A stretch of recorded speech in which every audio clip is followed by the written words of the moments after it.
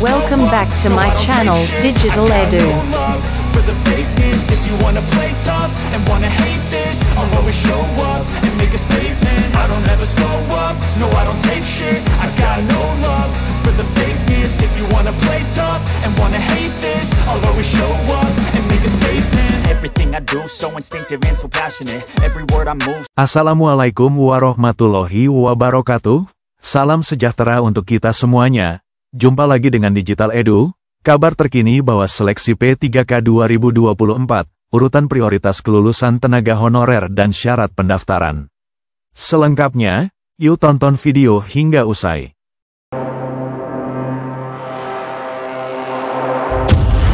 Menteri Pendayagunaan Aparatur Negara dan Reformasi Birokrasi, Menpan RB, telah mengambil langkah signifikan dalam proses pengangkatan tenaga honorer menjadi pegawai pemerintah dengan perjanjian kerja, P3K, untuk tahun 2024.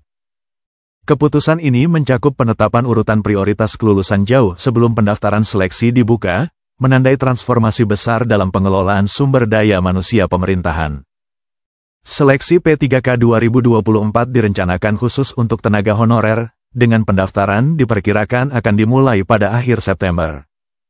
Para kandidat harus memenuhi sejumlah persyaratan, termasuk batasan usia minimal 20 tahun, bebas catatan kriminal, tidak berafiliasi dengan partai politik, memiliki kualifikasi pendidikan yang sesuai, sertifikasi keahlian, kesehatan yang baik, dan kesediaan untuk ditempatkan di seluruh wilayah Indonesia. Persyaratan ini mencerminkan standar profesionalisme yang tinggi dan komitmen pemerintah dalam membangun aparatur negara yang berkualitas dan berdedikasi. Menpan RB telah menetapkan 3 regulasi penting terkait mekanisme seleksi P3K 2024, yaitu Kepmenpan RB nomor 347, 348, dan 349 tahun 2024. Regulasi ini mengatur seleksi untuk jabatan umum, guru, dan tenaga kesehatan. Perubahan signifikan dalam proses seleksi adalah penghapusan sistem passing grade, digantikan dengan pemeringkatan berdasarkan nilai terbaik sesuai kebutuhan formasi. Perubahan ini bertujuan untuk memastikan bahwa kandidat terbaik yang sesuai dengan kebutuhan instansi dapat terpilih.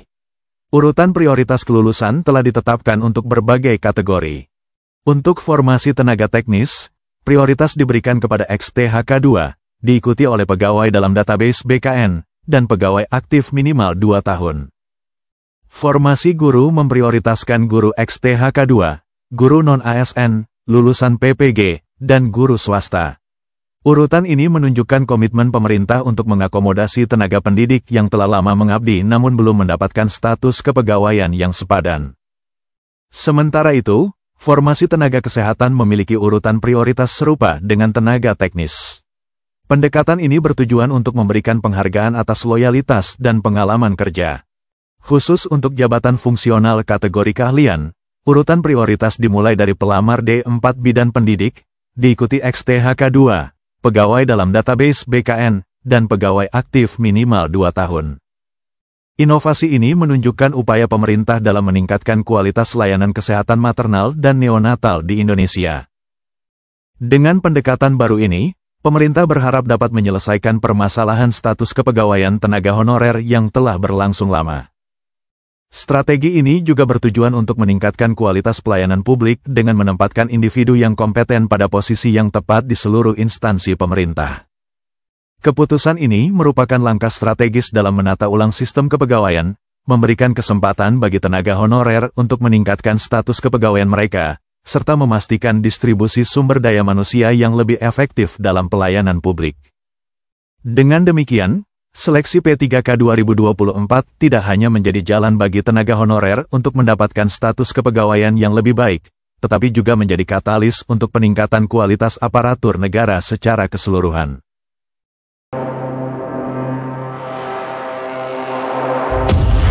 Sementara itu mengenai syarat pengangkatan P3K 2024, bahwa pengalaman wajib bagi tenaga honorer menuju ASN. Langkah ini merupakan implementasi dari Undang-Undang Aparatur Sipil Negara 2023, yang bertujuan untuk menyelesaikan masalah penataan tenaga honorer di Indonesia.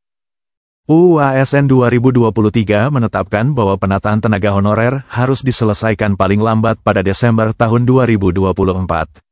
Ini memberikan tenggat waktu yang jelas bagi pemerintah dan tenaga honorer untuk mempersiapkan diri dalam proses transisi ini. Salah satu syarat utama bagi tenaga honorer untuk dapat diangkat menjadi P3K adalah lolos verifikasi dan validasi data di Badan Kepegawaian Negara, BKN.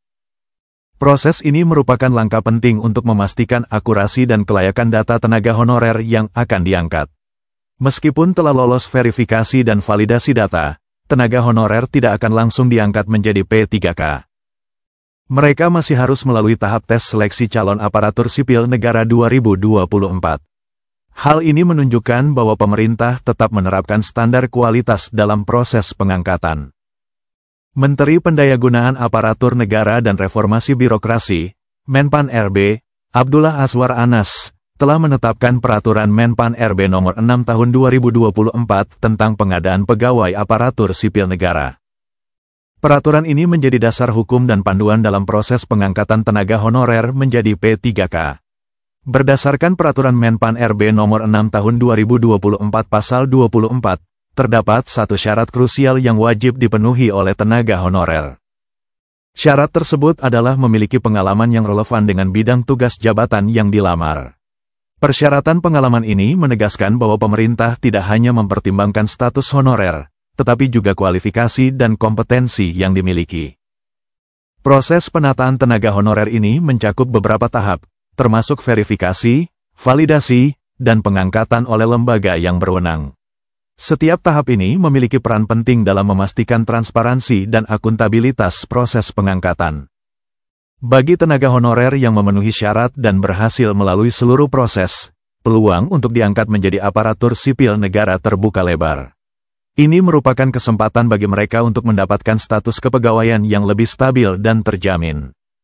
Dengan adanya kebijakan ini, pemerintah berharap dapat menyelesaikan masalah penataan tenaga honorer secara komprehensif. Selain itu, langkah ini juga diharapkan dapat meningkatkan kualitas pelayanan publik dengan menempatkan pegawai yang berkompeten pada posisi yang sesuai. Demikian kabar hari ini, semoga bermanfaat. Terima kasih sudah menonton Digital Edu. Jangan lupa like, subscribe, dan nyalakan lonceng notifikasi agar selalu update info-info terbaru dari Digital Edu. Semoga kita diberi kemudahan dan kelancaran dalam segala urusan, diberi kesehatan, rezeki yang berkah, dan panjang umur. Saya mewakili Digital Edu, mohon maaf bila ada kekurangan. Sampai jumpa pada video selanjutnya. Sekian, wassalamualaikum warahmatullahi wabarakatuh.